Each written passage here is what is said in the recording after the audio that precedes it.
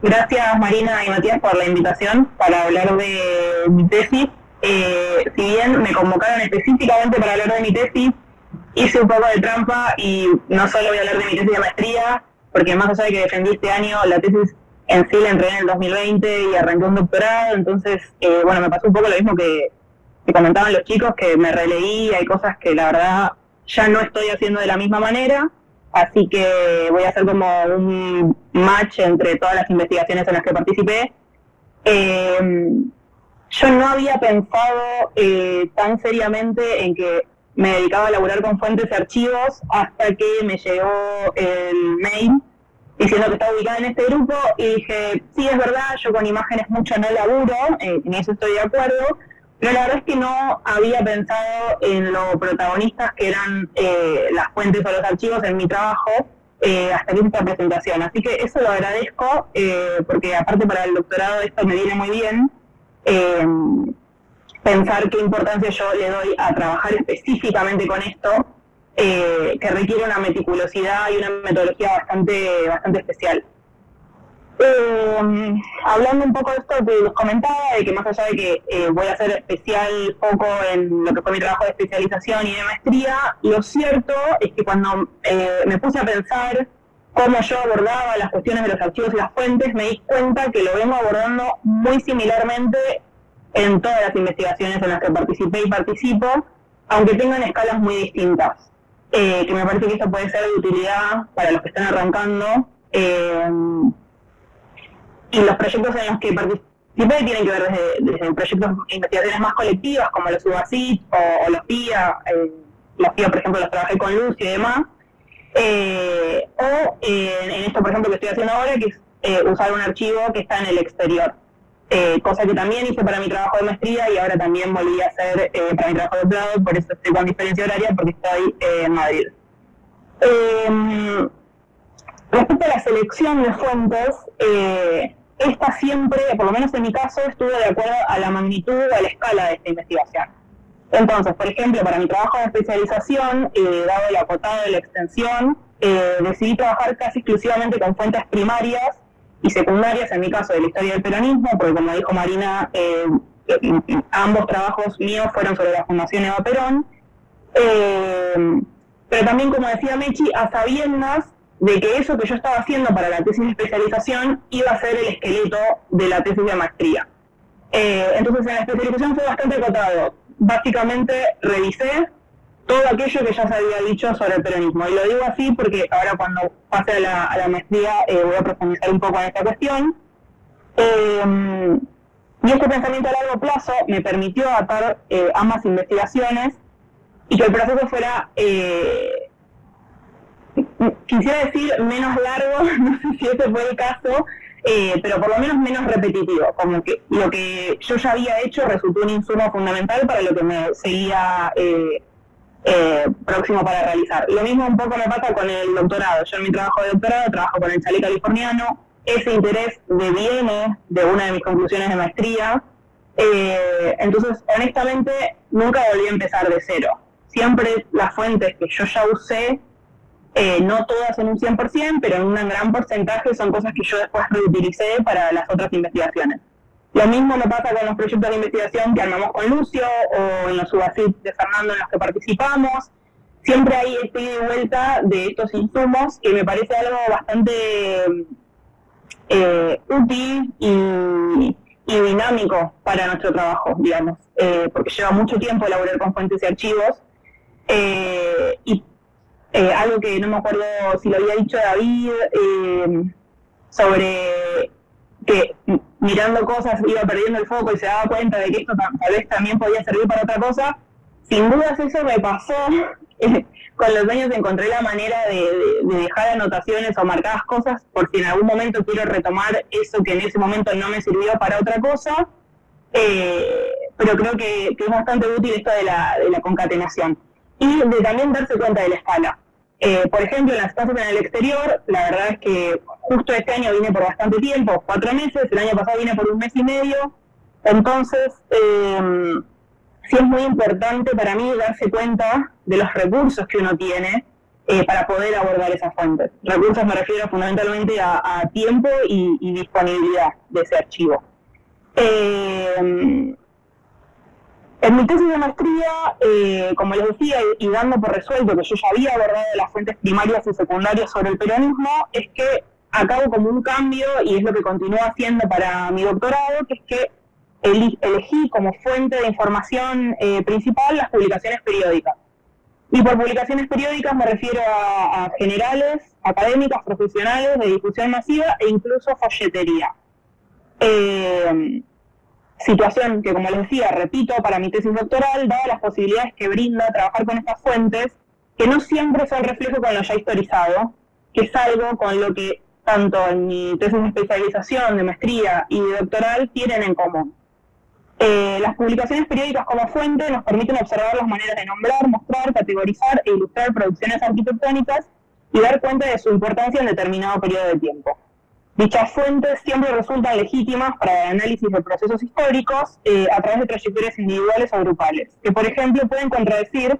los procesos historiográficos.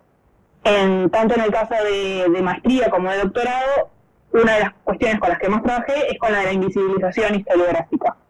En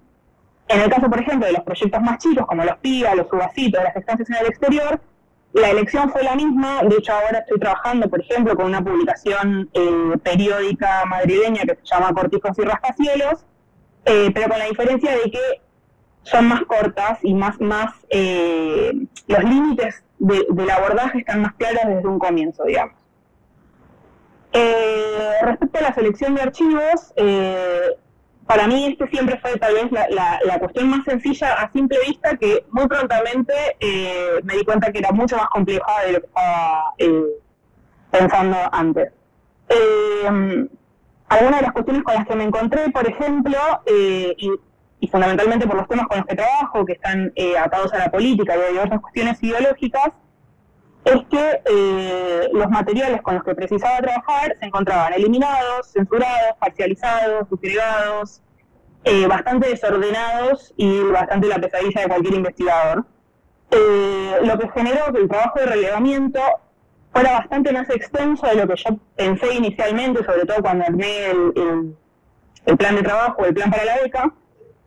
y es un trabajo que yo hice casi constantemente hasta el día que entregué la tesis.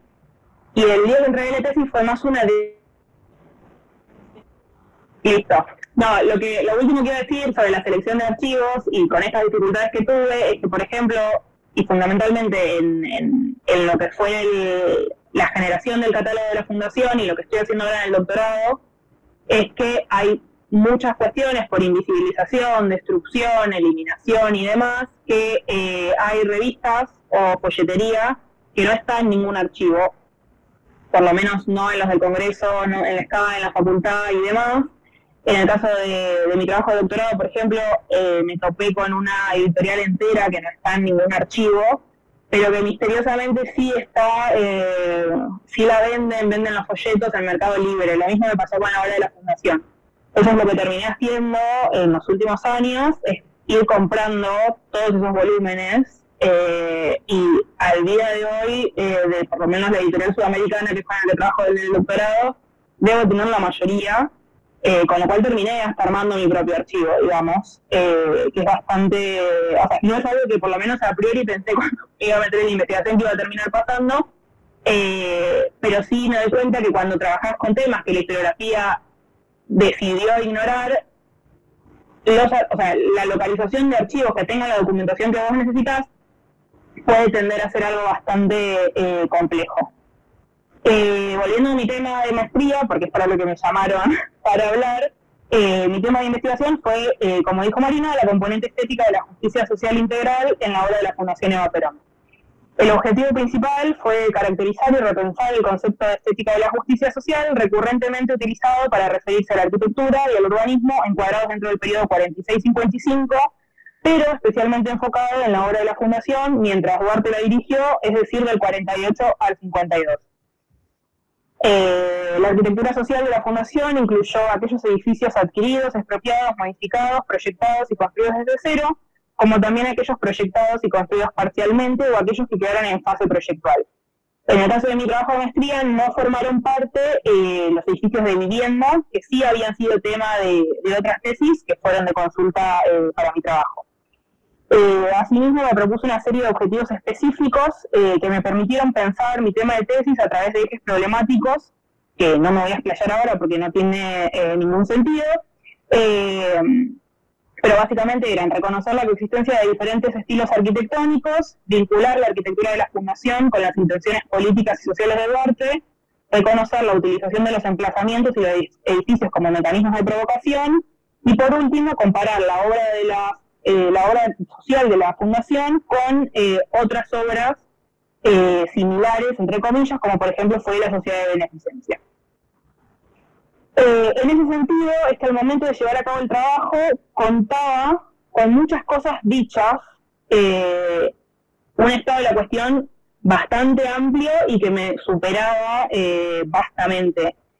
Con lo cual, y esto es donde digo que usé específicamente el trabajo de la especialización, en tomarme el tiempo para leer todo lo que se había dicho sobre el peronismo, o por lo menos todo lo que yo consideraba que era de relevancia que se había dicho sobre el peronismo.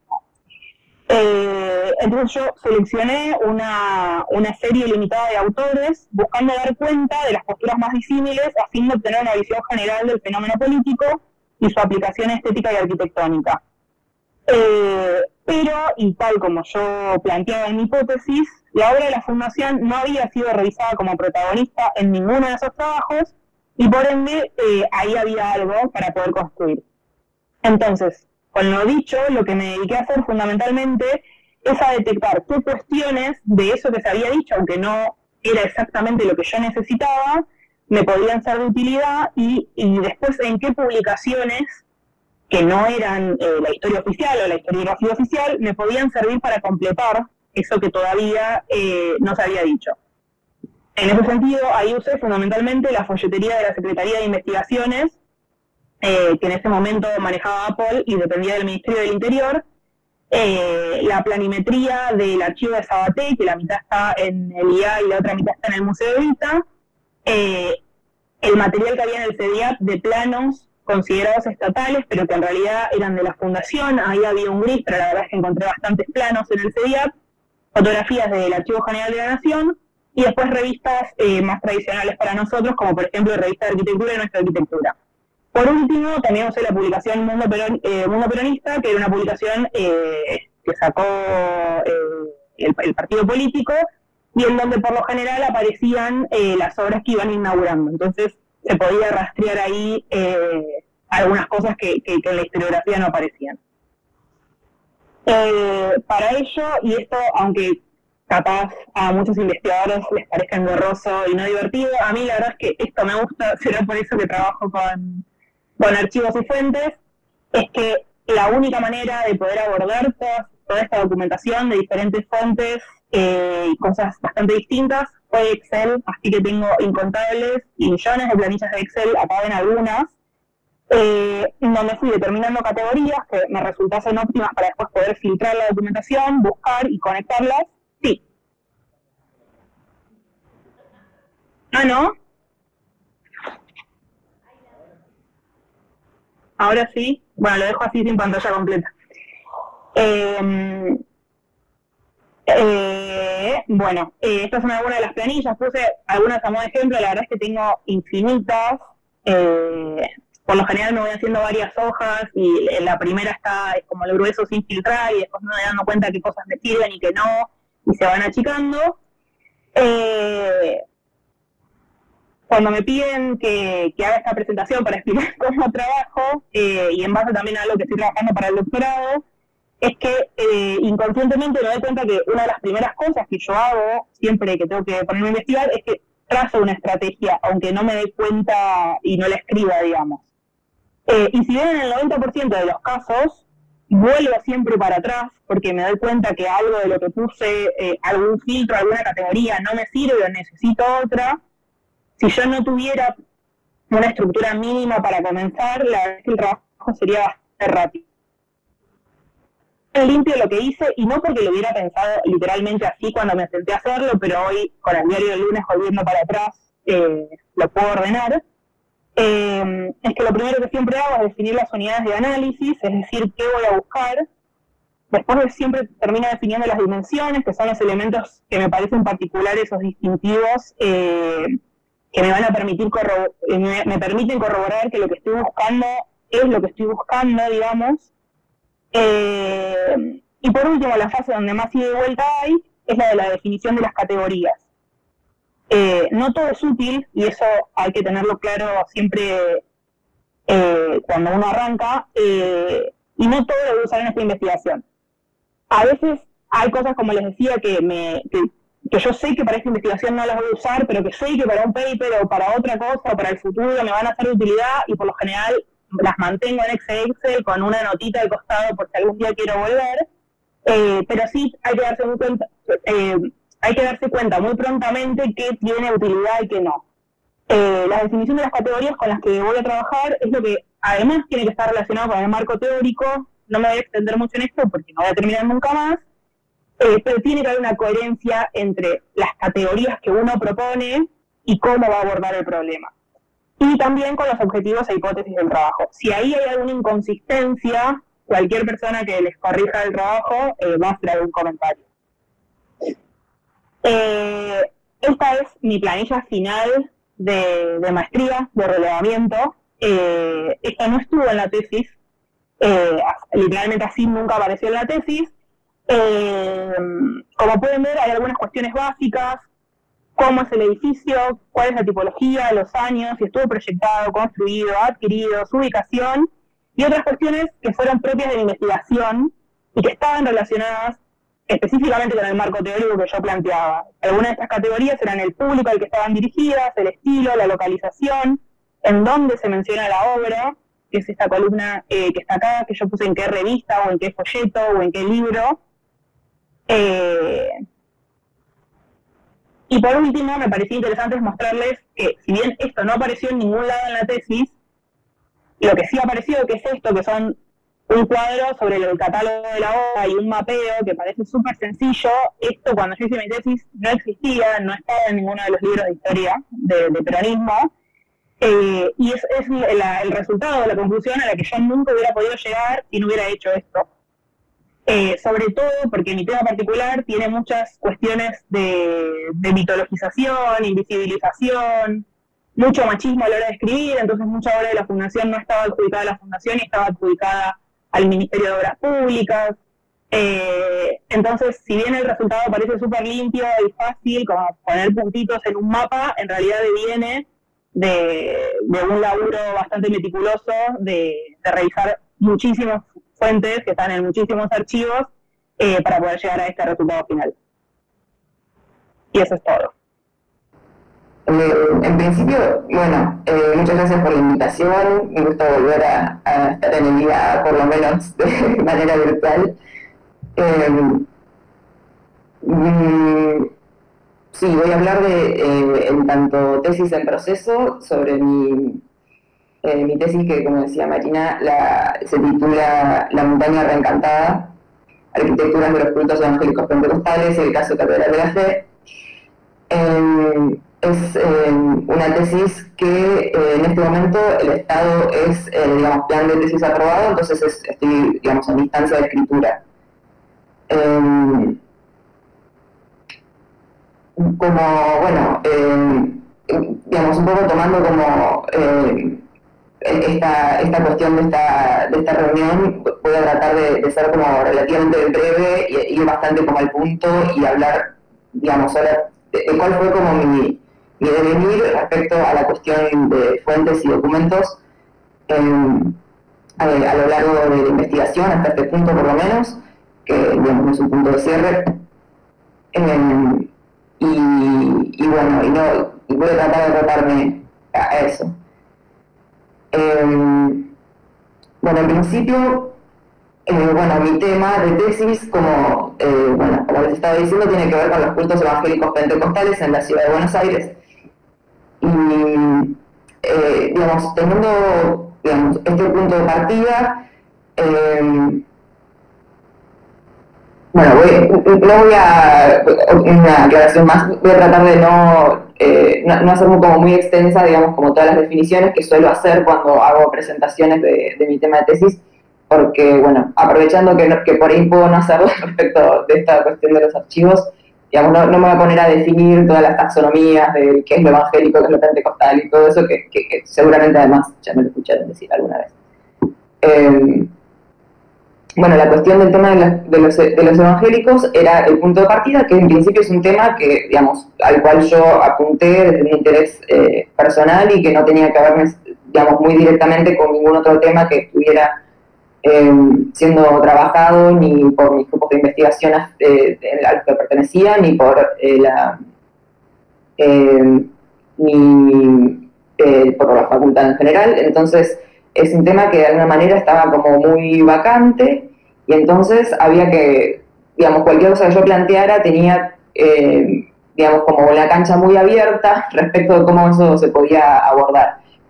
para bien y para mal, digamos. Y con respecto a la cuestión documental es, digamos, un punto bastante peculiar e interesante, digamos, para arrancar, por lo cual yo tenía esto como puntos de partida, la cuestión del tema, la cuestión de que, bueno, este tema estaba recortado dentro de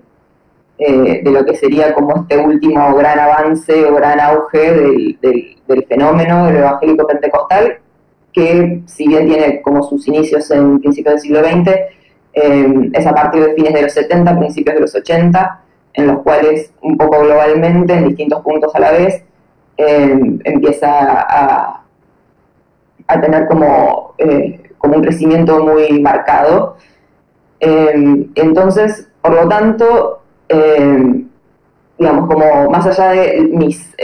investigaciones en torno a la bibliografía que tenían que ver con el desarrollo de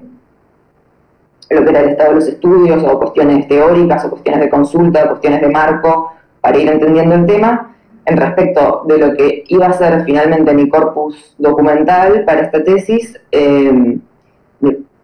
digamos, no había nada de lo cual ya yo a priori pudiera agarrarme, digamos, como en tanto existente. Entonces, en principio había un objetivo que era exploratorio, digamos, los primeros pasos en relación a entrar en contacto con mi objeto de estudio tenían que ver con la exploración. Y en ese sentido, bueno,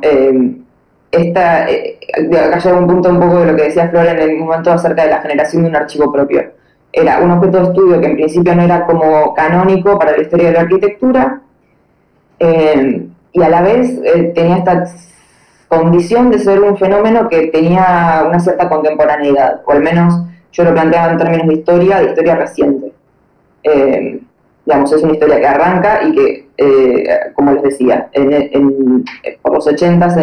en Buenos Aires, y que llega hasta la actualidad. Entonces estaba la posibilidad de tener como registros muy, digamos, de entrar en un contacto relativamente directo con el objeto de estudio, en tanto que era un proceso histórico que seguía desarrollándose en la actualidad. Bueno, en combinación con las inquietudes personales que yo iba empezando a definir en torno a ese tema, llegó a esta idea de, bueno, armar un archivo propio, que en principio, bueno, por esta condición también de lo amplio, de todo lo posible, de todo lo que se presentaba como atractivo y pensable dentro de lo que se puede pensar para la historia de la arquitectura o para la arquitectura en relación al tema, con el tiempo, bueno, hubo mucho de también hacer el ejercicio de recortarlo y en relación a lo que me iba interesando realmente y después de lo posible, con las herramientas y con los recursos que había. Entonces, bueno, el Excel, vuelvo sobre el tema del Excel que recién estaban comentando. Este es mi Excel infernal, se los presento. A ver, no voy a mostrar nada en extenso de ninguna fuente en particular, de ningún tipo de las cosas que fui, digamos, acopiando, solamente como algunos así como zooms sobre puntos particulares. El listado que empezó siendo, bueno, vamos a formar un listado de las iglesias que yo puedo encontrar en la ciudad de Buenos Aires. Este tiene alrededor de 500 entradas, más o menos, que son iglesias que yo pude como ir registrando desde que desde que el fenómeno empieza a tener este movimiento, o sea que abarca unas 4 décadas más o menos de iglesias. Para armarlo, digamos, también tenía como fuentes muy limitadas. En particular, digamos, me lo fui conformando a partir del Registro Nacional de Cultos del Ministerio de Relaciones Exteriores y de Culto, el Directorio y Censo Evangélico, que es una investigación que hizo un pastor en un momento, durante los 90. Después lo que era ir, digamos, de Internet, de Google Maps, de Street View, y después la Guía de Lugares de Culto, que es una del gobierno de la Ciudad de Buenos Aires. O sea que con muy pocas fuentes tenía que reconstruir alguna cosa por donde empezar, ¿no? Y como por donde empezar a explorar ya se intuye que, digamos, por lo dinámico de la cuestión y de la ciudad, desde ya va a ser un listado que no tiene, que va a ser muy parcial, digamos, por más que sea muy extenso, no deja de ser muy parcial porque hay cosas que sucedieron que tal vez no hubo registro, no quedó registro de eso, y entonces, bueno, se trabajaba desde esa limitación y a conciencia de eso. Al mismo tiempo, empezar a volcar estas cuestiones en algunos mapas, digamos, para empezar a territorializar y empezar a un poco incorporar la posibilidad de poner algunos filtros, que eso es algo que se veía por ahí en el Excel que mostraba recién, que tienen que ver con algunas variables que yo podía ir empezando a perfilar, de las cuales, digamos, algunas eran interesantes simplemente para ir entendiendo el objeto de estudio, no necesariamente para que eso se traduzca en algún aspecto concreto de lo que iba a terminar haciendo. Digamos, todavía estaba como en esta etapa como de exploración, ¿no? Como les decía. Luego empezar a mirarlo también desde lo territorial y tratar de ir viendo qué podía haber digamos, de lo que podía emerger de ahí a partir de la simple observación que pueden tener que ver con situaciones urbanas, con distintos usos de los edificios, distintos grupos de pertenencia, si se dan proximidades, si no, porque a priori, digamos, uno podría tener muchos preconceptos acerca de cómo este fenómeno discurrió o discurre en la ciudad y bueno, de alguna manera contrastarlo con algún tipo de información empírica podría empezar a arrojar algo, por más que fuera, digamos, con sus huecos y sus faltantes.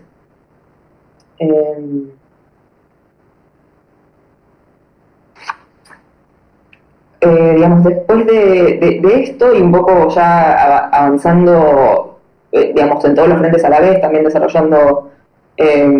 contactos con especialistas que ya hubieran trabajado el tema desde otros campos disciplinares, empecé a pensar que tal vez este trabajo tenía que ser encarado, digamos, con una especie de doble estrategia, que tuviera, digamos, como vasos comunicantes entre las dos cuestiones, pero que yo iba a avanzar como en paralelo en dos instancias, que terminan siendo parte 1 y parte 2. Todavía eso lo tengo en esos términos. Que tiene que ver con dos escalas de aproximación, fundamentalmente. La parte 1, que tiene que ver con una escala un poco que quiere aproximarse a una cuestión más general acerca del fenómeno y poder considerar como varios casos al mismo tiempo, y otra que tuviera, que fuera como que buscara hacer una profundización, digamos, en todo lo que se pudiera respecto de al menos un caso de estudio. Al principio, obviamente, yo pensaba que iba a ser 5 iglesias, con profundidad terminó siendo una. Pero bueno, también por la buena, digamos, por las distintas vicisitudes que fui encontrando a lo largo del camino, que tuvieron que ver con que con esta iglesia con la que empecé a trabajar tuve una puerta abierta muy interesante que, digamos, redundó en que yo pudiera realmente encontrar un montón de materiales acerca de eso que digamos, fue como, sí, algo satisfactorio con respecto a lo que yo me planteaba como ambición respecto de esa instancia.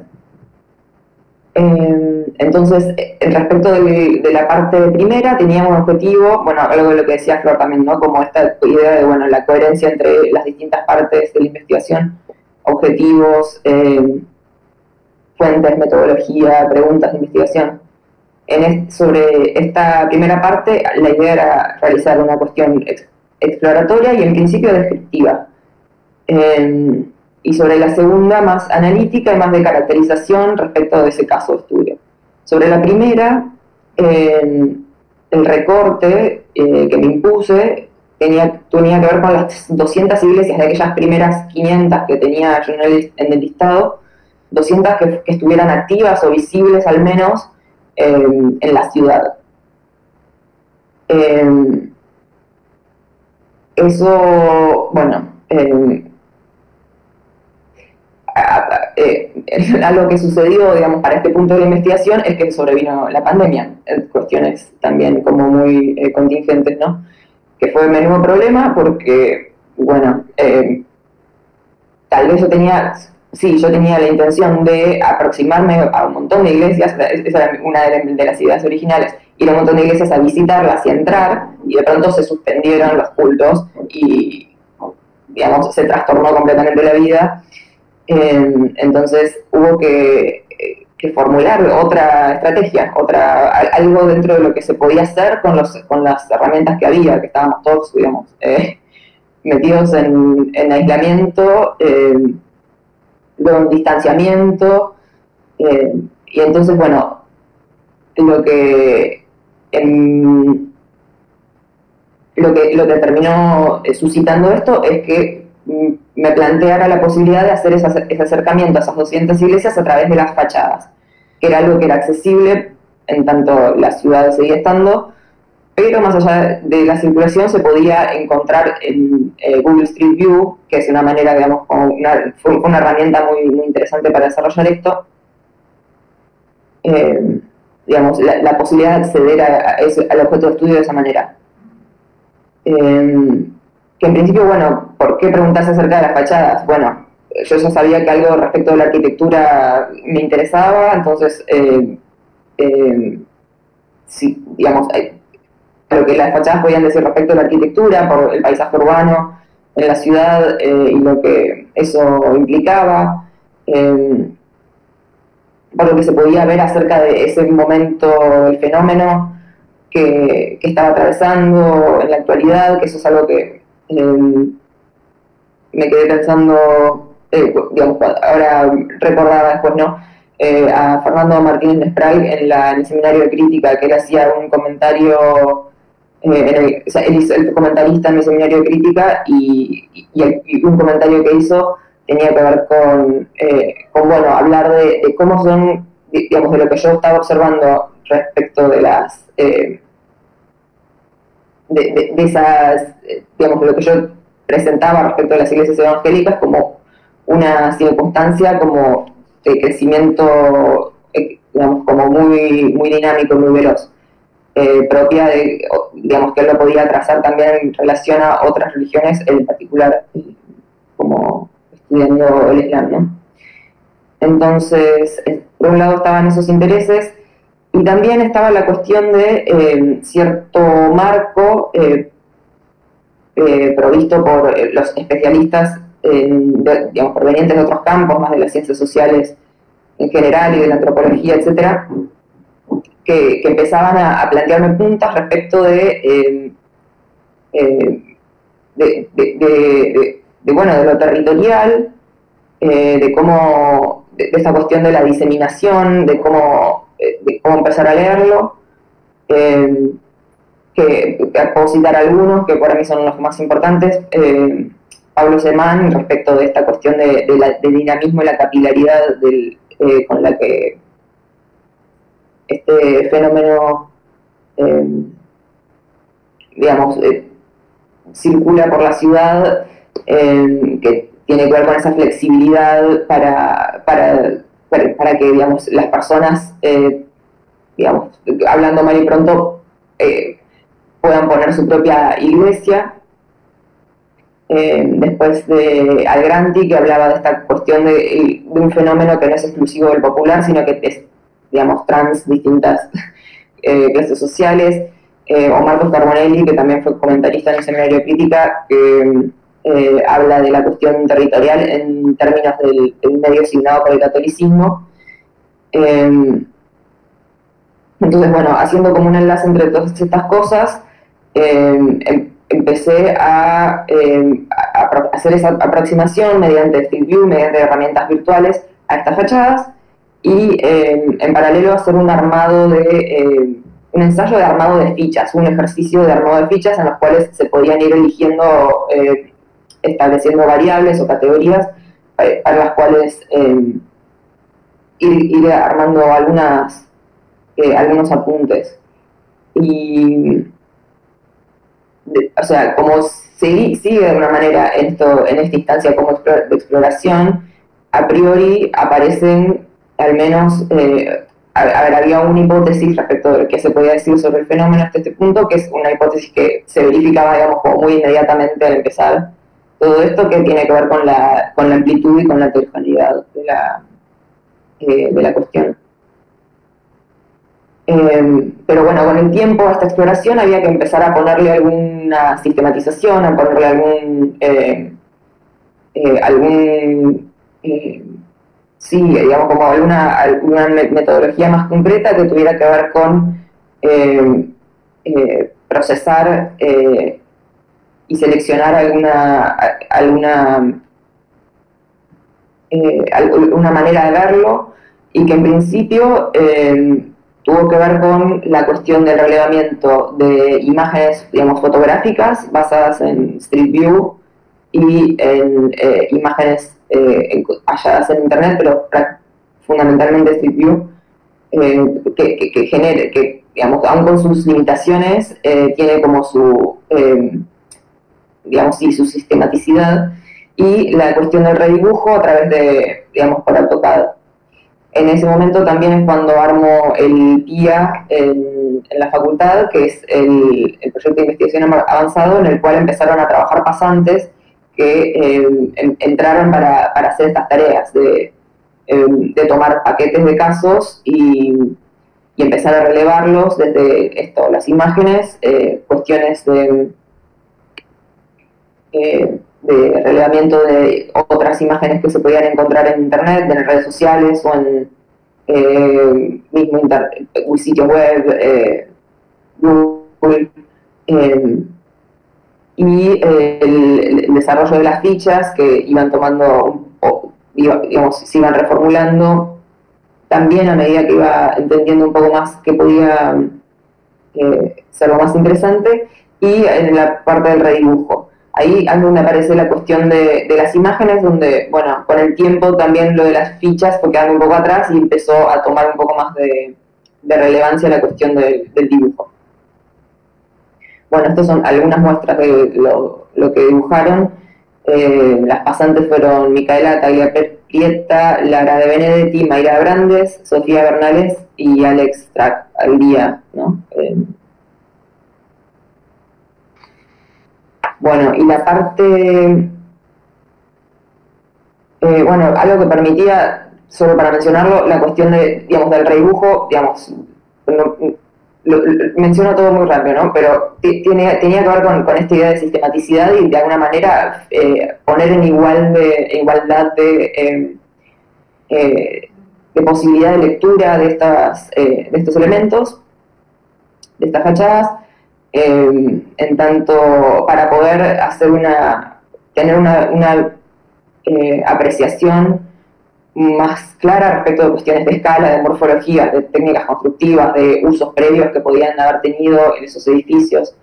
Digamos, en ese sentido me pareció que era una herramienta muy interesante. Digamos, para plantear ese universo que estaba tratando de entender. Y en paralelo, bueno, otra cuestión que íbamos desarrollando tenía que ver con digamos, cuestiones con imágenes, con estas imágenes de Street View que les decía, que ahí, digamos, se valen más en términos metodológicos por ahí de la mega cuestión barburgiana, entendiendo que bueno, lo discontinuo, lo fragmentario, lo incompleto de ese acervo de imágenes que se iba armando, que a la vez tenía, digamos, era bastante abundante, y a la vez la posibilidad de empezar a armar series o de ensayar como algunos agrupamientos por temas que, digamos, no, digamos, mi intención por ahí de fondo en algún momento era por ahí llegar a tratar de ver si se podían armar repeticiones o si se podían encontrar patrones o si se podían bueno, sí, armar como relaciones entre esos universos de imágenes. Entraban en, digamos, esa producción también permitía ver cuestiones muy diversas, pero en particular algo que a mí me interesó en algún momento era, ya que estábamos con las fachadas, era ver esta cuestión de cómo estos edificios comunican de alguna manera a la ciudad que son iglesias evangélicas en particular. Y entonces empezaron a aparecer como estos, un poco, bueno, así, atraída por estos mundos iconográficos en los cuales mezclaban cruces, se mezclaban cuestiones más discursivas, se cuestionan, digamos, como cierto mundo retórico, tipográfico, de colores, de signos, de símbolos, de intenciones volcadas en esas fachadas acerca de cómo identificar o no identificar el edificio como evangélico. Digamos, a esto me refería en concreto con respecto a la cuestión de los atlas.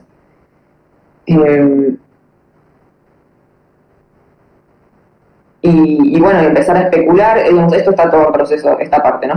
Quiero aclarar, no estoy mostrando algo que está como muy en tren de cocinarse, cuestiones que tienen que ver, bueno, más con lo simbólico, más con lo literal, más con lo evocativo. Digamos, a mí me pareció particularmente interesante trabajar con esto. Luego, bueno, paso a lo que sería la parte 2, que es la que tiene que ver con el caso de estudio, que es la Iglesia Catedral de la Fe, que es una de las iglesias, si se quiere, o sea, más centrales dentro de lo que fue como el fenómeno evangélico, todo el fenómeno de las grandes iglesias y de los grandes pastores carismáticos durante los 80s, especialmente en los 90s. El Catedral de la Fe como iglesia además local es una de las más grandes y es propiamente de la ciudad de Buenos Aires, y su pastor es una persona que siempre tuvo un lugar muy, digamos, privilegiado y central en todo el fenómeno en relación también a las organizaciones de iglesias evangélicas. Entonces, digamos, haber podido acceder a ese caso de estudio fue una gran suerte también, y Y bueno, en relación al abordaje de eso, yo ya a priori tenía intenciones bastante más claras, que para mí tenía que ver con trazar el desarrollo histórico a través de los espacios materiales de esa organización o de ese grupo, y luego de llegar a lo que para mí era por ahí el corazón de la cuestión, que es el culto y que era el espacio donde se desarrolla el culto. Entonces, entrar a trabajar y a observar la cuestión de ese espacio. Esto, bueno, me llevó al contacto, como decía, con estos protagonistas del fenómeno y de la iglesia en particular. Ahí Pablo Senán fue el que me hizo el contacto con Osvaldo Carníbal, en realidad con su hijo, con Sebastián Carníbal, que, digamos, por política general o por virtud de mi aproximación, siempre tuvieron una actitud muy colaborativa conmigo y me permitieron el acceso a un montón de archivos y un montón de materiales que digamos, son la sustancia un poco de lo que es la tesis. En particular, bueno, el archivo personal, digamos, no deja de ser como un grupo, digamos, que en alguna medida tiene que ver con una comunidad, con una familia, con una comunidad. Entonces son lo que hay son registros que son casi como el registro de la vida de esta gente en relación a la iglesia, que tiene que ver con fotografías, con videos. Luego también las producciones que ellos hicieron en tanto iglesia, que tenían que ver con la difusión de ese proyecto.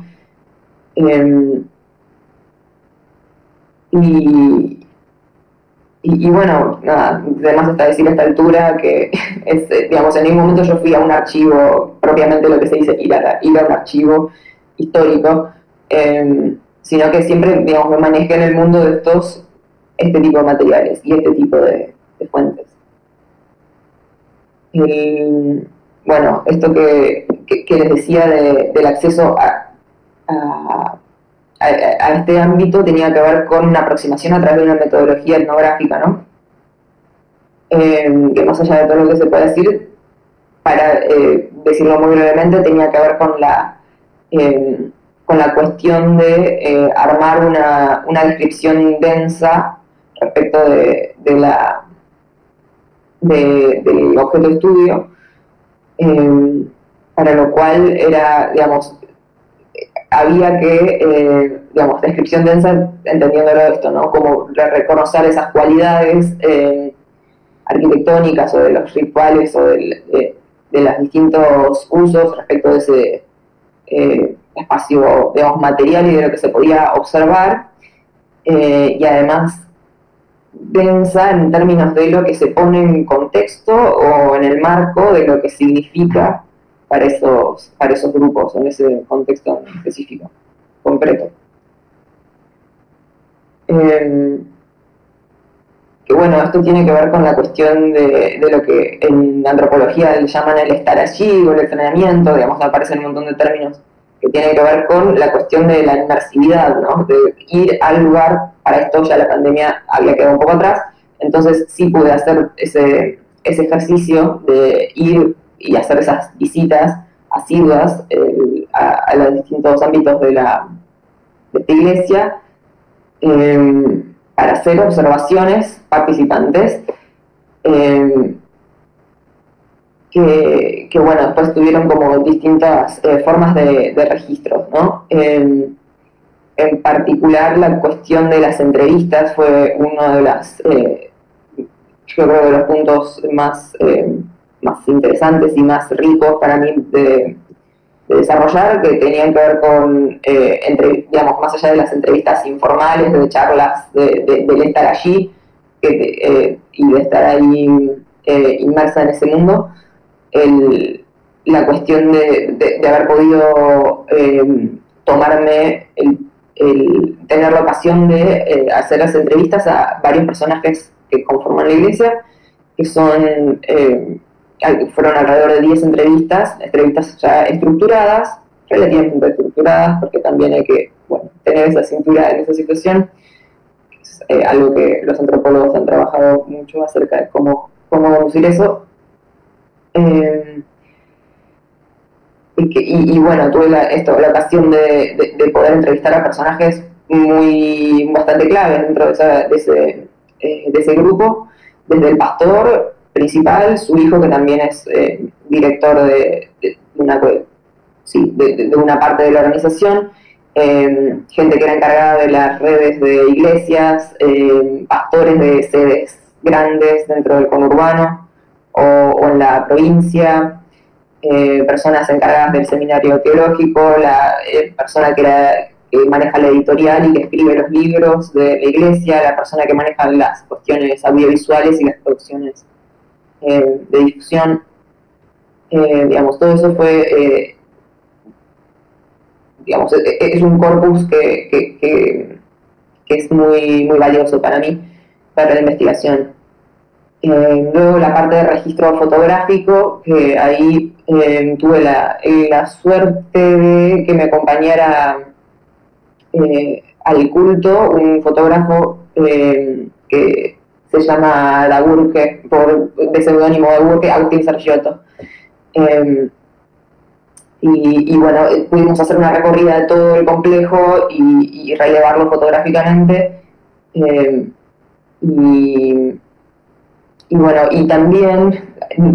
queda como un medio relegado y un poco más menor, pero hay documentación arquitectónica propiamente. También esto es en particular facilitado también por este acceso y por esta buena relación con este grupo, en la cual me facilitaron la documentación técnica de la última etapa de ampliación del templo, de la sede central del templo. Bueno, ya para cerrar, mencionar que también, yo les estoy hablando desde Barcelona. Uno de los motivos por los cuales vine en su momento tenía que ver con hacer una estadía corta de investigación acá en Barcelona en relación a este tema. Hay una de las sedes de la iglesia de Catedral de la Fe que está en las cercanías de Barcelona, en una ciudad que se llama Granollers. Bueno, mi intención era visitarla y hacer una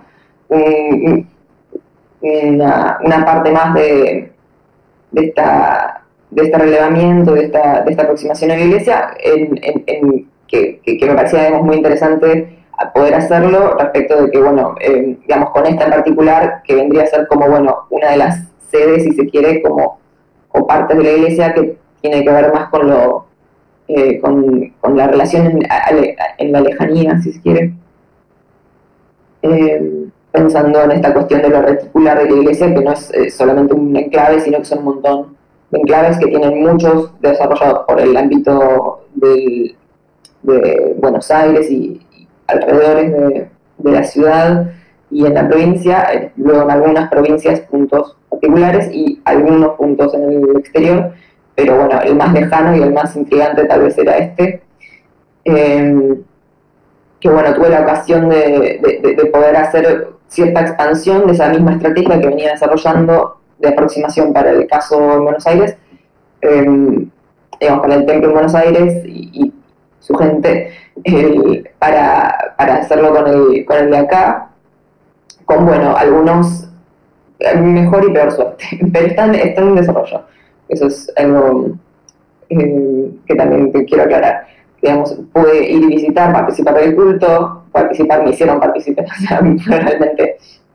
muy participante la parte del acercamiento. La cuestión de la fotografía es distinto, no se podía fotografiar porque acá corren otras leyes respecto de la imagen de las personas. Y luego la faceta como de la entrevista, que es algo que yo estoy intentando hacer, todavía no lo logré hacer.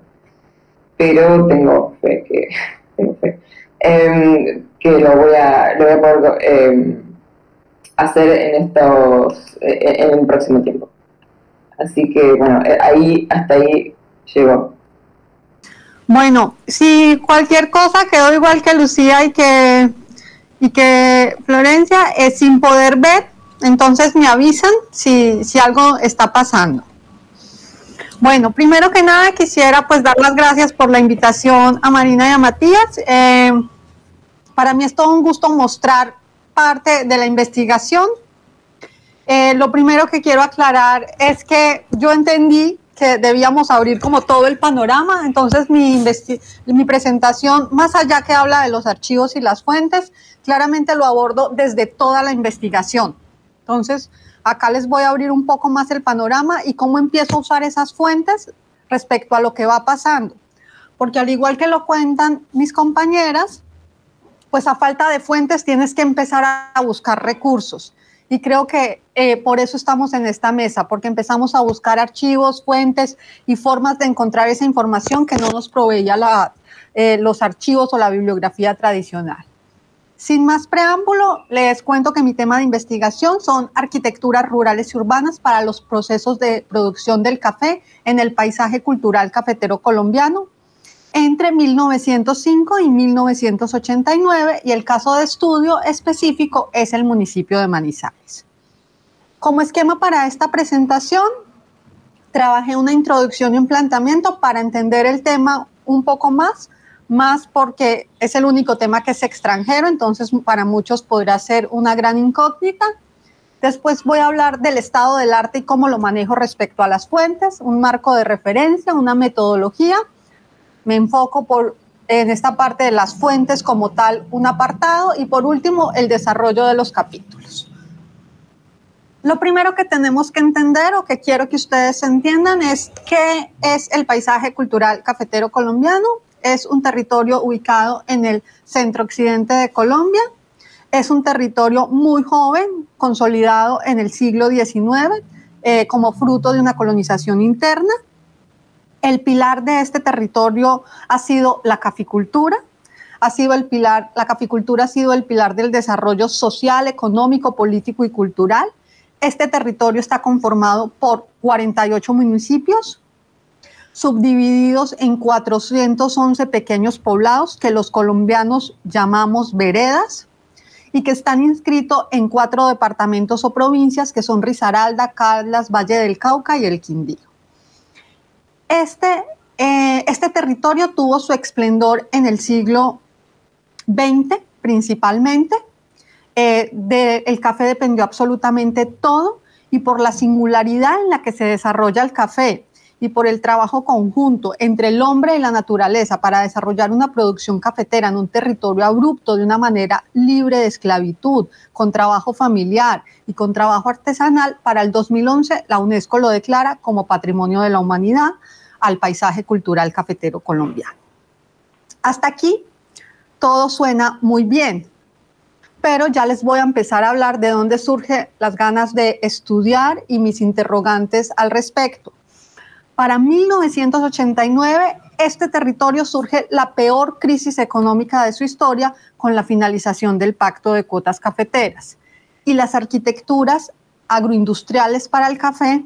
empiezan a tener un deterioro, un abandono y una pérdida. Y además son arquitecturas que por su modestia, por venir de lo popular, del utilitario, por su carácter industrial, son completamente invisibilizadas. Tras la declaratoria, lo que empezó a pasar es que las arquitecturas de las grandes haciendas y las arquitecturas provenientes de la colonización antioqueña empezaron a ser muy revalorizadas. También ha sido revalorizado la forma del cultivo y en parte su patrimonio inmaterial. Pero estas arquitecturas que estamos viendo acá, tanto las rurales como las urbanas para el procesamiento del grano, pues solamente se estaban perdiendo.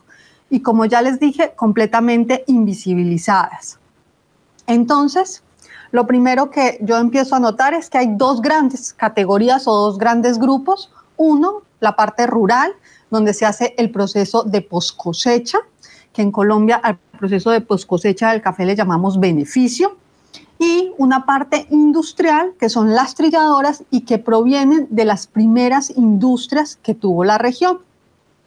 Entonces, en base a toda esta pérdida, empiezo a buscar la relevancia y a buscar entender cómo si estas arquitecturas son el corazón y la materialización del paisaje cultural cafetero y son las que permitieron el desarrollo, son invisibilizadas, no son estudiadas, no son reconocidas y están desapareciendo. Entonces, empiezo a buscar cómo empezar a estudiarlo y empiezo a buscar fuentes, a buscar datos históricos, a encontrar qué está pasando, y ahí lo primero que pasa cuando empiezo a encontrar y a buscar datos históricos de la historia regional es que tengo un recorte temporal que para muchos es muy extenso y pues lo sufrí bastante. El recorte temporal parte como punto de partida la fundación del antiguo departamento de Caldas, conformado actualmente por Caldas, Quindío y Risaralda, prácticamente todo el paisaje cultural cafetero en 1905, y como finalización del estudio pongo cuando se acaba el pacto de cotas cafetero en 1989. Como el tema no ha sido estudiado y como el tema ha sido invisibilizado por ser algo completamente utilitario y ser lo más modesto de lo modesto, porque es lo más modesto de la arquitectura vernácula, o es proveniente a lo industrial, y hay muchas que ni siquiera son grandes industrias, yo parto y empiezo el estudio desde finales del siglo XIX, cuando el café llega a la región y se consolidan las primeras de estas arquitecturas. Sumado a esto, dentro de estas arquitecturas se empiezan a desarrollar particularidades y tipologías diferenciadas por las excepcionalidades de la región por las que son declarado paisaje cultural cafetero. En el recorte territorial, lo que hago es que pienso, pues no puedo tomar 48 municipios. Si me costó mucho tiempo lograr la investigación,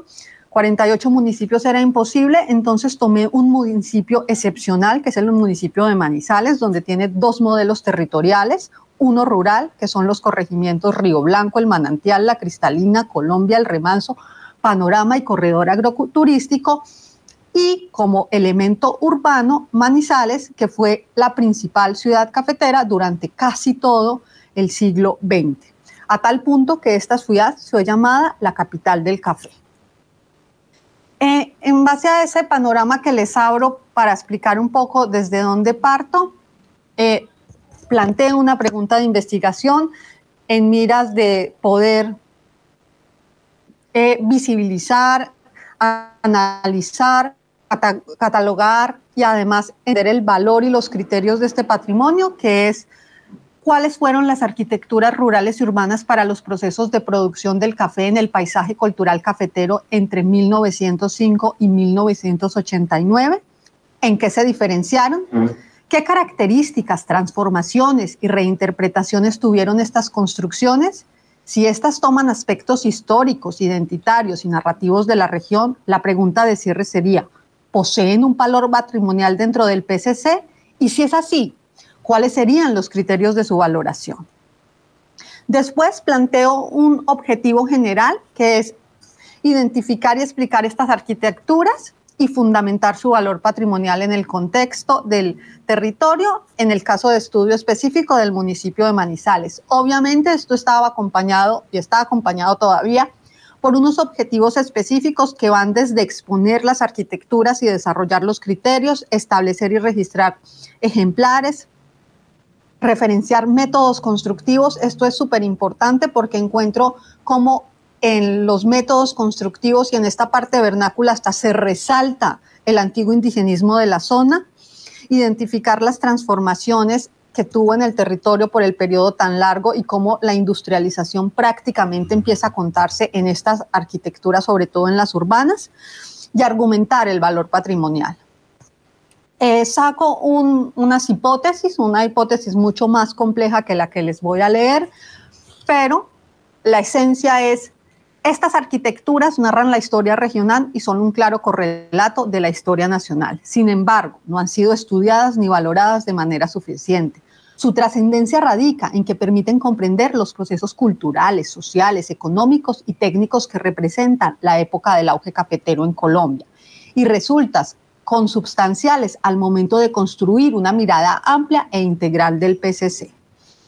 Ya les abrí, como quien dice, como me dijo Marina, la cocina del tema, y ahora vengo a ver, y según lo que planteo, yo qué hacía si no habían suficientes fuentes, si solo se trabajaba la arquitectura vernácula desde la hacienda o desde el sistema constructivo. Entonces lo primero que tuve que hacer y que tuve que entender era que a falta de fuentes directas y bibliografía directa, el estado del arte lo tuve que dividir en subtemas. Entonces tomé 4 subtemas que tomaban de manera tangencial el tema del que yo estaba hablando, y fueron historia del café en Colombia y en el paisaje cultural cafetero colombiano, la industrialización y la historia de la industrialización en el paisaje cultural cafetero colombiano, la arquitectura tradicional del territorio, principalmente la vernácula y las tipologías que surgieron de una vernácula transversalizada, y los estudios sobre los paisajes culturales. Como marco de referencia tomo conceptos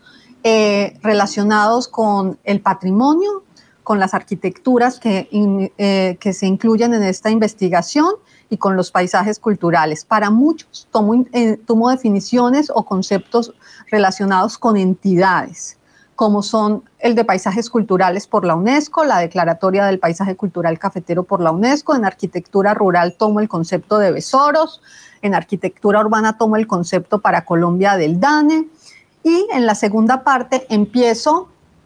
a argumentar desde varios puntos y complemento, como es la arquitectura vernácula y el patrimonio en ICOMOS, y la postura de Javier Pérez Gil, muy interesante porque habla de una arquitectura postindustrial, y esto será fundamental en la investigación porque por el territorio ser tan joven obviamente tiene cuestiones referentes de la industria hasta en la arquitectura vernácula. En la arquitectura industrial y el patrimonio tomo los conceptos y cartas del TICI, del ICOMOS y de Ciber Aguilar. El concepto y el valor del patrimonio construido que servirá para desarrollar parte en los criterios de la valoración del patrimonio. Tomo el concepto de patrimonio construido de casas, y para los criterios de valoración, como no hay unos criterios de valoración para este tipo de arquitectura, junto y hago una síntesis entre las cartas del TICI, los conceptos del TICI y el Ministerio de Cultura colombiano. En la metodología parto inicialmente con una hipotético-deductiva, que después le pongo un enfoque cualitativo, que va desde un planteamiento, una revisión bibliográfica que, como ya saben, fue muy compleja porque no había casi información o no referente al tema específico que se estaba buscando. Desarrollo una hipótesis, hago una recopilación de datos, que de esto ya les voy a hablar, que es la parte de las fuentes. Después, para una interpretación de los datos, hago un análisis, una síntesis y llego a unas conclusiones o reflexiones finales. Acá, ya hablando en lo referente a la mesa, pues les dije que lo primero que encontré fue una bibliografía que, además de que no era lo suficiente y no estaba enfocada en el tema que yo estaba estudiando, tenía un desfase histórico respecto a una provincia, estaba contado casi siempre desde la manera centralizada, desde la parte de la capital, entonces se veía con unos ojos muy diferentes. Entonces también, como mi tema de estudio es muy extenso el periodo, tuve que hacer una periodización interna de los archivos y de la bibliografía encontrada, y también tuve yo que misma crear la periodización porque no podía optar por los métodos de los historiadores más renombrados del país, porque todos tenían este pensamiento centralista. Para los archivos, en la revisión de archivos, como mis compañeras lo dijeron, pues es un reto cuando no sabes de dónde partir. Entonces revisé publicaciones periódicas como diarios, revistas, pero también tuve que entrar a archivos particulares como el archivo de la Cámara de Comercio de Manizales, Pereira y Armenia. Revisé el archivo de Cenicafé. Revisé el archivo de Cenicafé, es un archivo que pertenece a la Federación Nacional de Cafeteros y es el Centro de Investigaciones Cafetera. Y también revisé archivos tan particulares como el de un asegurador, de un vendedor de seguros, en los cuales pude encontrar las primeras trilladoras. Los archivos acá me sirvieron bastante para entrelazar mucha información, pero yo seguía con vacíos. y como era lo más modesto de lo modesto, arquitectura vernácula, arquitectura vernácula por no arquitectos, arquitectura por no arquitectos, como se dice. Tuve que entrar también a hacer entrevistas y tuve que entrar también a hacer un estudio de campo. En las entrevistas, de las más relevantes estarían las que se hicieron a los que ayudaron a la declaratoria del paisaje cultural cafetero, específicamente a Juan Manuel Sarmiento y a Fabio Rincón. Y en el estudio de campo, pues recorrí todo el municipio de Manizales, tanto la parte rural como la parte urbana, para saber en qué estado nos encontrábamos y qué información había y qué faltaba por argumentar, por historiar y qué todavía quedaba dentro del territorio. Dentro de la periodización que les dije del trabajo que me tocó hacer para el manejo de los archivos y las fuentes, me di cuenta que como les dije, no podía optar por los sistemas, por lo que estaba dado por los grandes historiadores. Entonces tomé fechas relevantes y periodos que incluían características similares. En el primer periodo, que es el periodo de oro cafetero colombiano, que va desde la fundación del antiguo departamento de Caldas hasta la fundación de la Federación Nacional de Cafeteros. Un segundo periodo, que es un periodo un poco más industrializado, que va desde la fundación de la Federación Nacional de Cafeteros hasta la subdivisión del departamento del antiguo Caldas, y un tercer periodo, que es el periodo del monocultivo principalmente, y un periodo un poco más capitalista que va desde 1966 hasta 1989 con la finalización del Pacto de Cuotas Cafetero. Para el desarrollo y responder a los objetivos que yo me planteaba, empecé a hacer una narrativa donde en cada capítulo respondía de manera directa o indirecta a esto, y va desde la historia del café en el PSC,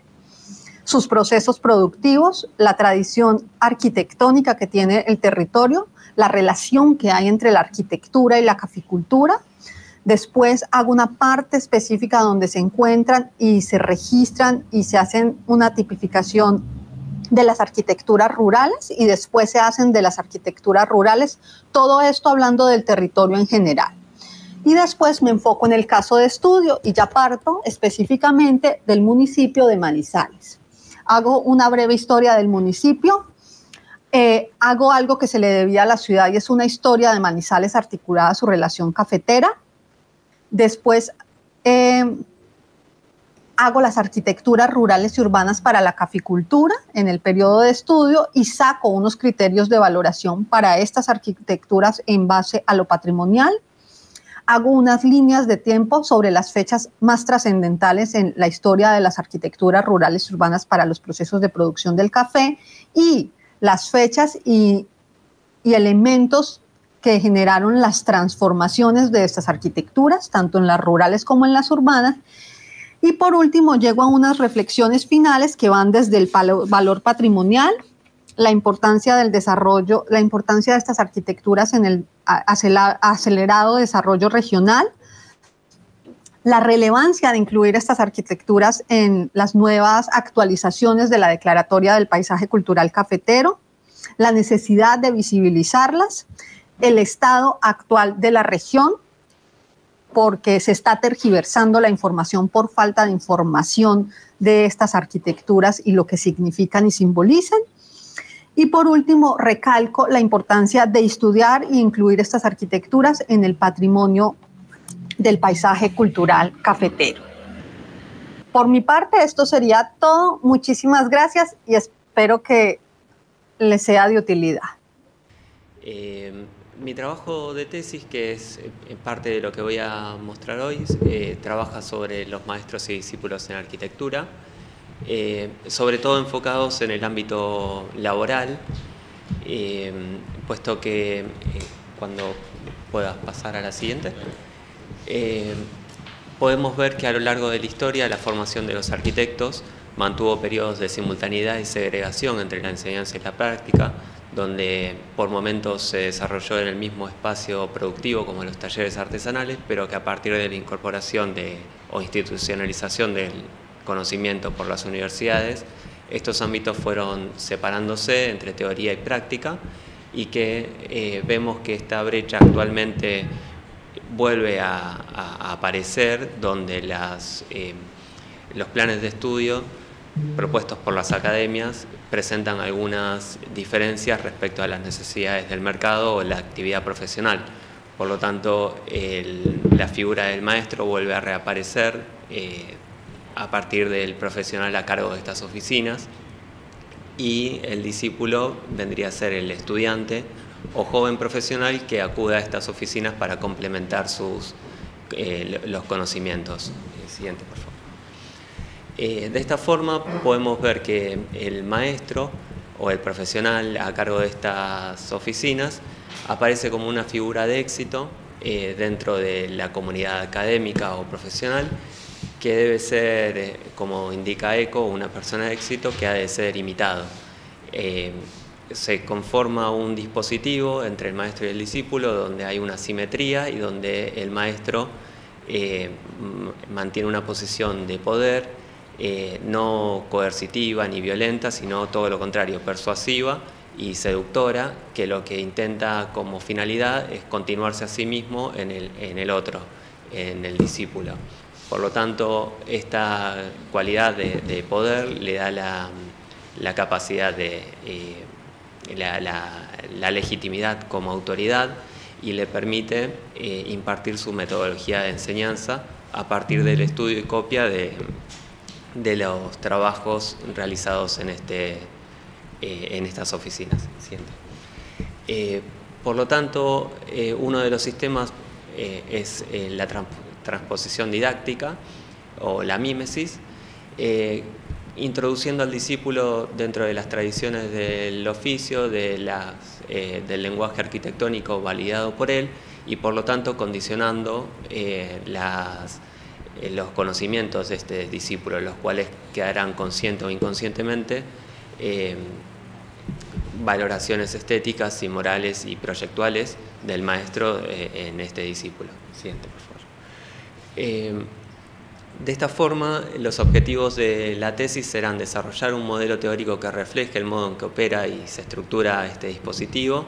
analizando la influencia que ejercen los maestros sobre los discípulos, sobre todo en el ámbito laboral, y la necesidad de mantener esta figura. Como caso de estudio, nos pareció relevante el caso de Ernesto Katzstein y Antonio Bonet, puesto que Katzstein, siendo estudiante, consideraba a Bonet como su maestro profesional, digamos. Su maestro académico iba a ser Vladimir Acosta, y se incorpora a la oficina de Bonet, de la que luego harán trabajos asociados, y que cuando Bonet viaja y retorna a España, Katzstein se hará cargo de la oficina. A su vez, podemos ver que en la historiografía, este dispositivo, historiografía de la arquitectura, perdón, este dispositivo no aparece mencionado, sino solamente reconociendo a determinadas figuras que son sumamente recurrentes, como Peter Behrens o Le Corbusier, donde se destaca, casi similar al sistema de ateliers que proponía la École des Beaux-Arts, una larga genealogía de grandes artistas que estaban vinculados entre sí. Siguiente, por favor. Lo que voy a presentar brevemente es una obra que parte de esta triada, siguiente, pero que a su vez también incorpora a otro de los maestros de Bonet, a Joseph-Louis Sartre, quien compartió o colaboró en el atelier de Le Corbusier en Rue de Sèvres, y que le comparte una obra a Le Corbusier que había desarrollado en el sur de España, las Casas Garraf, que son unas viviendas con la distinción de que sus cubiertas son abovedadas. Y podemos observar que en la arquitectura de Le Corbusier es de los primeros trabajos que aparecerán con bóvedas, son después de este vínculo con Sartre. Después vamos a retomar este esquema de otra forma, pero es interesante todas las obras que partieron a través de esta posible semilla germinadora. De esta forma, la primera obra que aparece en el archivo de Le Corbusier, consultado a través de la Fundación Le Corbusier online, ¿no? Es esta Maison Henfeld, que se trata de una casa de fines de semana de 3 bóvedas corridas, que van a mantener estas 3 características. Como me encuentro en un periodo de elaboración todavía de la tesis, solamente voy a mostrar 3 características básicas que mantienen todas estas obras, que son las bóvedas de hormigón, estructura de hormigón, cerramiento perimetral de ladrillo, en este caso de piedra, y carpinterías entre forjados de piso a techo. También podemos ver en los croquis de la Maison Henfeld cómo va probando alternativas que va a retomar más adelante. En el año 36, un año después de esta obra, se incorpora Antonio Bonnet al Atelier Rue de Sèvres, y junto con Roberto Mata desarrollan esta casa de fines de semana para la familia Jaúl, que concluye únicamente en un proyecto, no se construye, pero que podemos ver cómo se retoma la idea de las bóvedas, unas bóvedas con mayor libertad plástica, más relacionadas quizás a Gaudí, a lo catalán, y que incluso Bonnet, cuando se instala en Buenos Aires, podríamos relacionarlas con los ateliers para artistas de Suipachi, Paraguay. Siguiente. Tomamos esta obra, la Maison Jaúl, como obra clave, dado la relevancia que tiene para la historiografía, pero a su vez como una síntesis de estas 2 casas que estaban siendo proyectadas anteriormente. Podemos ver que se trata de un cuerpo compacto de 3 plantas, donde aparecen 2 bóvedas corridas asimétricas como la Maison Weekend Jaúl, y también con este esquema que estaba planteando en la Maison Henfeld. Y a su vez aparecen nuevamente estas 3 características: cubierta, bóvedas y estructura de hormigón, cerramiento perimetral de ladrillo visto y carpinterías entre forjados. Siguiente. Además de los ateliers para artistas, Bonnet, cuando se instala en Buenos Aires, construye estas 4 casas en Martínez junto a Jorge Vivanco y Viano Pelufo, que es una obra 10 años previa a la Maison Jaúl construida, que ya va explorando sobre el sistema de las bóvedas. Y son 4 casas que se van desarrollando en el terreno y que van probando distintas dimensiones de estas bóvedas, distintas alturas que pueden ir tomando, y que van incorporando esta libertad de aventanamientos, de cerramientos perimetrales, y entre otros factores. Siguiente, por favor. Al revisar el archivo de Katzstein, que se encuentra casi poco explorado debido a que fue añadido recientemente, hace unos 5 años aproximadamente, podemos ver que en los cuadernos de dibujo de estudiantes de Katzstein, él analizaba distintas obras publicadas o que visitaba y que les eran de interés, como de arquitectos de Mies van der Rohe, de Le Corbusier e incluso de Bonnet. En este caso, y también nos apoyamos en Manuel Rivas, quien realizó una tesis a partir de las contribuciones de Ernesto Katzstein, puntualiza que en estos croquis se está analizando las casas en Martínez y no se restringe Katzstein únicamente al análisis, sino que reelabora y evalúa las posibilidades compositivas que tiene este sistema de bóvedas. Analiza las materialidades, cómo se puede,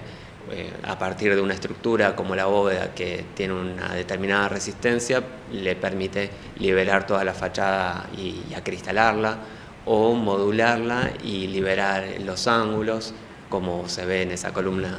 en la última imagen inferior. Siguiente. Y también hace pruebas de cómo serían estos cuerpos de dobles alturas que se unifican con patios elevados. A su vez hace pruebas de cómo sería cortar estas bóvedas para ser atravesadas por hogares o para incorporar iluminación cenital, como son esas claraboyas. Siguiente. Años más tarde, cuando forman el grupo GAP con Justo Solsona y Peani, entre otros, aparece este proyecto dentro del archivo, que es una obra de paz no construida del año 58, 7 años posteriores a la Yaúl, por lo cual podemos interpretar de que está incentivada a su vez por esta obra ya publicada, ¿no? De hecho aparecen una volumetría compacta de dos alturas y materialidad de ladrillo. A su vez, la perspectiva que utilizan para poder presentar esta obra es muy similar a la de la Yaúl, y si bien son dos bóvedas corridas de igual dimensión, hay algunas características, por lo menos estas formales, que nos hacen asimilarla a la Maison Yaúl. Más adelante, dentro del grupo GAP, también desarrollará estas otras dos viviendas, donde sigue explorando las posibilidades que dan las bóvedas. En la Casa Fritsch, por ejemplo, son dos bóvedas corridas que a una la secciona para poder abrir un patio interno, privado, y en el otro caso, en la Casa Daguerre, que sí fue construida en Mataderos, se trata de dos bóvedas de planta desplazada, donde los patios van generando distintas aproximaciones a la obra, distintos patios, y además aparece esta claraboya que ya había sido explorada en los croquis de estudiante de Katzestein. Sí.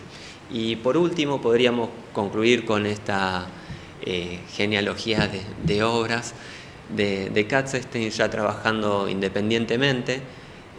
Aparece esta casa Battini o Mataderos 2, donde podríamos interpretar que ya es una síntesis de todo este recorrido del trabajo de bóvedas, del análisis de las casas mediterráneas, y que podríamos incluso ver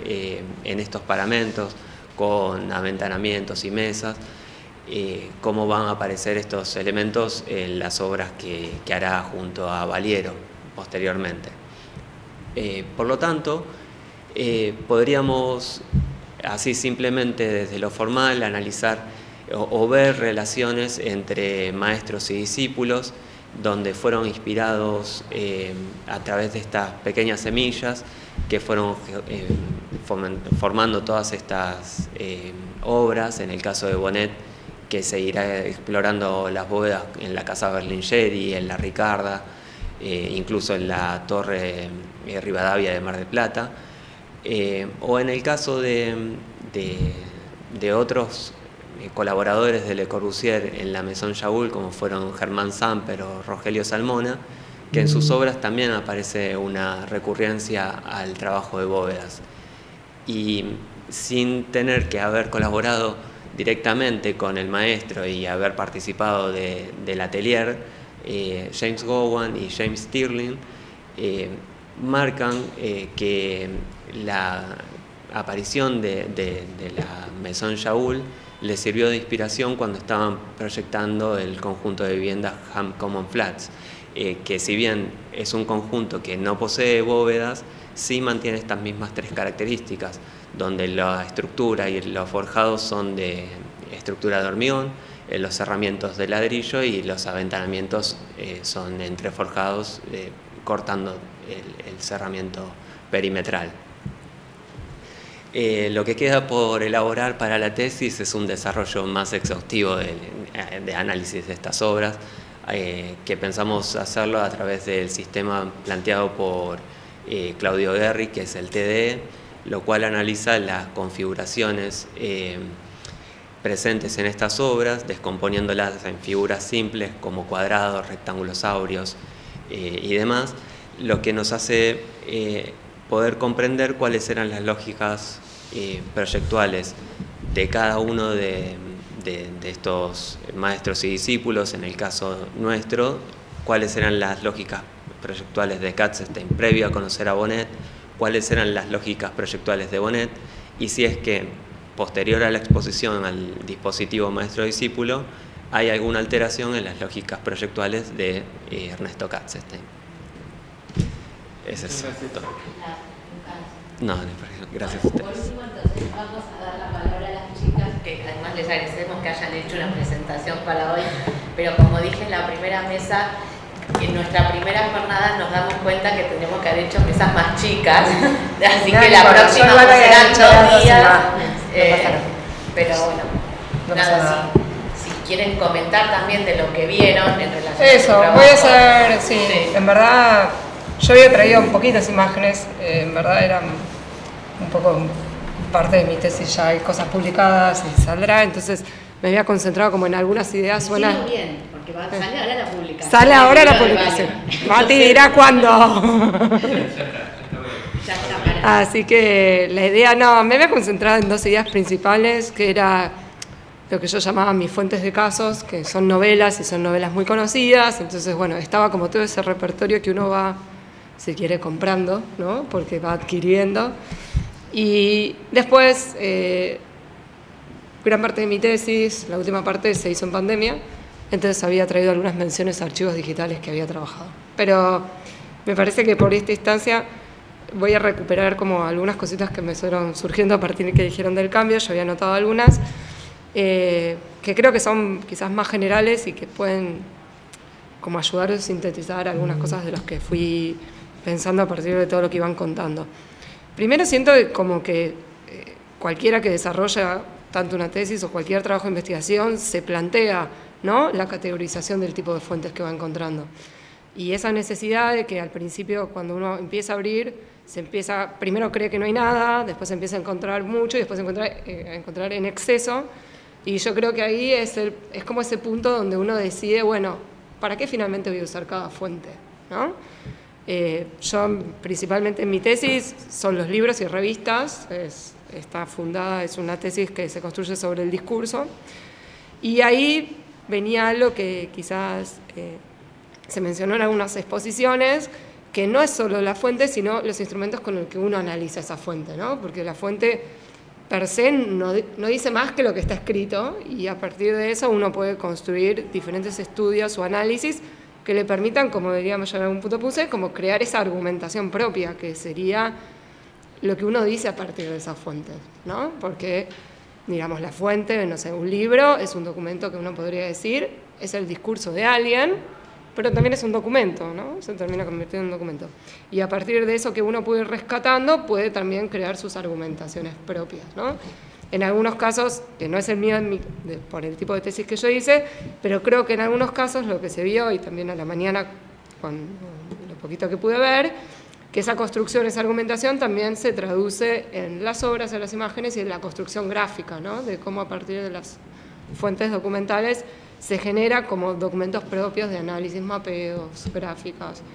y que yo creo que tienen un germen en la fuente, en la lectura de la fuente, pero que hacen como un recorrido un poquito paralelo a la propia fuente, y que generan nuevas fuentes para otras tesis o otras investigaciones.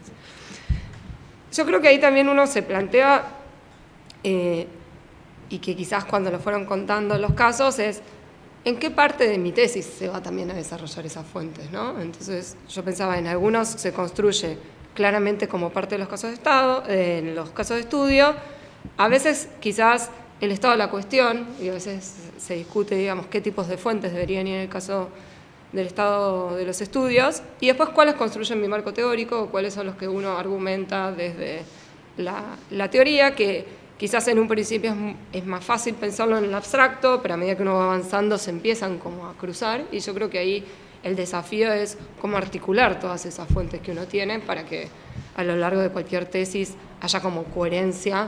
en las partes, ¿no?, en que van construyendo una tesis, y que eso, bueno, claramente se tiene que alinear a mi hipótesis, a mis objetivos y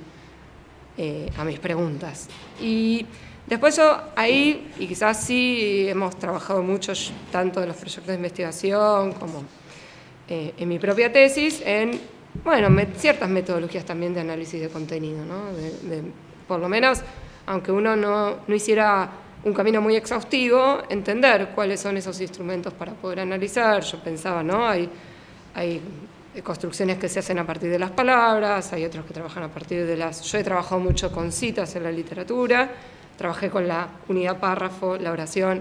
y después las palabras, y eso me permitió como construir categorías, ¿no? Por repetición o por pertinencia, ¿no? Uno puede,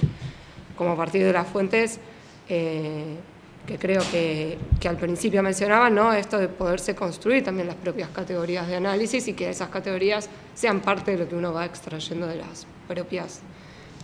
fuentes. Después, bueno, anoté esto de los sistemas de instrumentos de registro, que también salió en varios casos. Y hay algo que no salió y que también estaba, no sé, yo también pensaba que en el análisis de la fuente también juega un rol como importante, es las propias cronologías de las fuentes, ¿no? El tiempo y el espacio de las propias fuentes, y de cómo esas fuentes pueden articularse entre sí o con otras fuentes que tampoco uno quizás en un principio encontró, pero que yo creo que en todas estas tesis, digamos, en algún punto parten de una construcción histórica. Y yo creo que ahí las fuentes y las cronologías también, o sea, ya a veces decimos, hacerse la pregunta de en qué tiempo y espacio se dio esa fuente, y eso también te puede dar como instrumentos para profundizar o complejizar el problema o las propias preguntas que se está haciendo la investigación. Y creo que no me olvido de ninguno, fui medio rápido para dejarle tiempo. No, y esto creo que es un poquito más de lo mismo.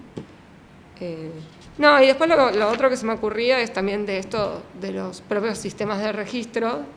que uno cuando arranca los entiende como una manera necesaria, y que después los propios registros también se pueden convertir en fuentes de información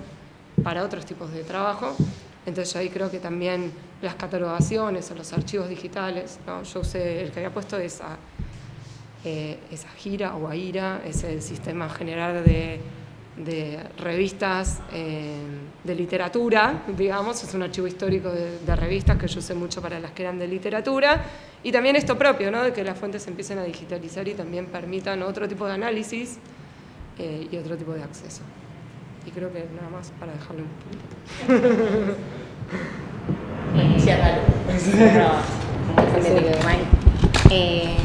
No, por un lado me anoté algunas cosas que fueron apareciendo en estas presentaciones que me parecieron muy interesantes para pensar en relación a nuestro archivo. Igual sumo un poco a lo que ya dijo, ¿vale? Pero bueno, aparecía por un lado esta cuestión del recurso, o sea, el tiempo y la disponibilidad que uno tiene para ir a esos archivos, conseguirlos, que existan, que se pueda acceder a toda ese caudal de información que uno está buscando. Esta cuestión de la invisibilización historiográfica, que en realidad es como casi el objetivo de cualquier investigación, ¿no? Como construir algo que no existe todavía, construir en un vacío. Entonces siempre nos vamos a encontrar con ese vacío historiográfico que uno no sabe primero a dónde tiene que ir a buscarlo. Y el siguiente paso, luego de detectar ese vacío, va a ser siempre encontrarse con un archivo desordenado, con archivos faltantes, con cosas que no existen, con cosas que no sabemos a quién pedírselas. Hay una idea de eso que a mí siempre como me gusta recuperar, de Didier Huberman, que habla sobre las lagunas en los archivos, que la tenía anotada porque me gusta mucho, que dice, ya repito esto, que dice, lo propio del archivo es la laguna, su naturaleza agujereada, y el archivo suele ser gris, no solo por el tiempo que pasa, sino por las cenizas de todo aquello que lo rodeaba y que ha ardido. Y eso, para mí, siempre tiene que ver con que, sobre todo trabajando con el pasado, con que solo tenemos como el registro material de aquellas cosas que son solo una parte de todo lo que ha sucedido y todo lo que queda ardiendo alrededor. En algún punto, como ser conscientes de que son siempre recortes, de que son siempre como piecitas fragmentarias desde donde uno puede empezar a imaginar un universo latente que está por detrás. Y en ese sentido me parece fundamental, obviamente que depende de cada tesis y de cada investigación, pero por lo menos en mi caso fue fundamental construir cierto diálogo entre distintas fuentes que me permitan por lo menos volver más imaginable o un poquito más preciso, un poquito más abarcable cómo es todo lo que está por detrás de ese pequeño fragmento que uno en definitiva encuentra. En mi caso yo estuve trabajando con los concursos y me interesaba abordar cómo se construyen y reconstruyen constantemente las nociones sobre el concurso en Argentina, y en particular trabajé con los concursos de plan urbano de 1940 a 1970, y eso en un principio me supuso como revisar en una instancia inicial 14 concursos, un poco como pasaba en otros que decían, bueno, tengo 500 entradas o 200 iglesias, etc. Siempre hay como una primera instancia que es enorme, y la verdad es que el trabajo de fuentes y de archivos fue fundamental para poder hacer el recorte, o sea, fue fundamental para poder entender, bueno, en qué recorte espaciotemporal me tengo que ubicar, o sea, ese recorte temático que empecé a construir me detectaba un recorte temporal, que igual eran 3 décadas y era una estrategia nacional, con lo cual me implicaba trabajar con 14 lugares distintos, bastante alejados de mi casa y de mis posibilidades de acceso, pero al mismo tiempo fue súper interesante esa búsqueda de esos 14 casos, porque me permitió como construir una red de, bueno, ¿qué es todo lo que puedo conseguir de esto? ¿Con qué instituciones me tengo que contactar? Infinitas. ¿Con qué investigadores que fueron trabajando estos casos o que trabajan en jurisdicciones vinculadas a estos concursos puedo charlar, me pueden acercar información? ¿Cuáles de estos lugares puedo efectivamente visitar y recorrer físicamente, etcétera? Y todo ese trabajo me llevó como a ir acotando un poco ese universo inicial de 14 concursos hasta llegar a 3 que iban a ser mis casos testigos para desarrollar la tesis y poder hacerlo con la profundidad que requería la pregunta. Pero bueno, en ese sentido, digo, para mí por lo menos fue fundamental esa instancia del trabajo de archivos y fuentes y detectar qué encuentro, qué cosas hacen más factible el estudio de determinados casos. Pero también, en mi caso por lo menos, daba cuenta, todo lo inexistente daba cuenta de cierta historia institucional y estatal muy compleja, ¿no? Eran todos concursos estatales y de convocatorias abiertas, incluso algunas internacionales. Entonces, la inexistencia de muchos archivos también da cuenta de eso, de la inestabilidad de ciertas instituciones que han participado como asesoras, como promotores y demás. También como la valoración de ciertos, en general, de los proyectos materializados por sobre los que quedaron en el papel, o la jerarquización de los proyectos ganadores versus los que no son seleccionados y cuyos archivos siempre de algún modo se pierden.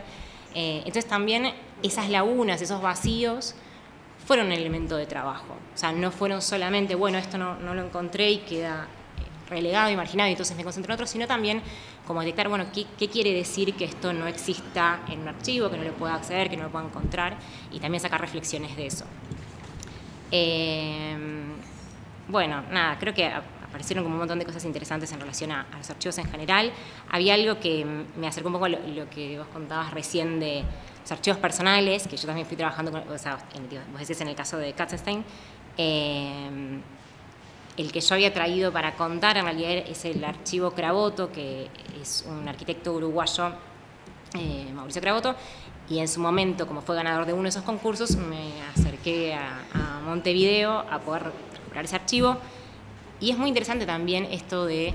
poder como recuperar el proceso de pensamiento que dejó otro arquitecto u otros arquitectos y empezar a ver, bueno, cómo en esos esquemas uno puede como, vuelvo a esto que decía antes, como imaginarse todo ese universo que está alrededor de el esquema que uno tiene concreto, ¿no? Como todo lo que uno puede ir construyendo, que en definitiva es un poco la intención de la investigación, ¿no? Como construir reflexiones desde esa data más dura o más concreta, más material, esas huellas que existen, discursivas o materiales, y cómo desde ahí podemos ir construyendo otra cosa, ¿no? Como sobrepasar esa instancia de archivo. Eso. Bueno, gracias a todos. Cerramos nuestras primeras jornadas extensas y bueno, esperemos verlos el año que viene a los tesistas ya magísters y que los magísters nos acompañen para acompañar a otros tesistas. Bueno, gracias a todos.